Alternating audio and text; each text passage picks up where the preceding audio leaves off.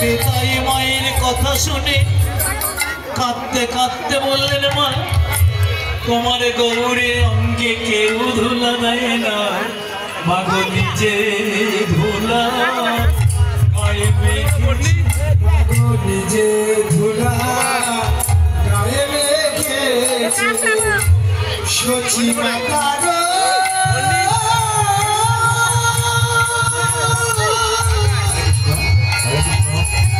ভক্তবিন্দু। আমাদের প্রসাদ 8 ঘন্টা পরে শুরু হবে।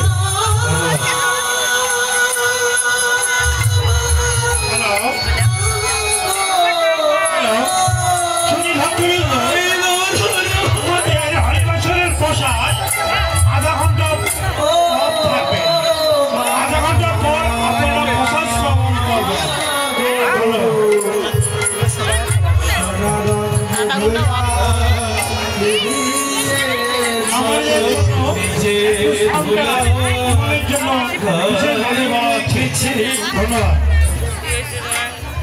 মাগো নিজে ধুলা গায়ে মেখেছে নিজে ধুলা,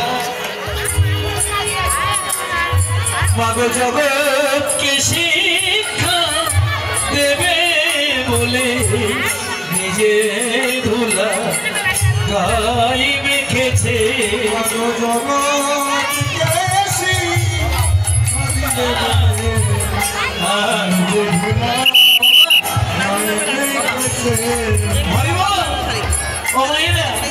নিত্যানন্দের কথা শুনে সচিমা বললেন, ওরে নিতাই তুই যে কথা বললি সে কথার অর্থ বুঝলাম না। আমার নিমাই নিজে ধুলা মেখেছে, তার কারণটা কি?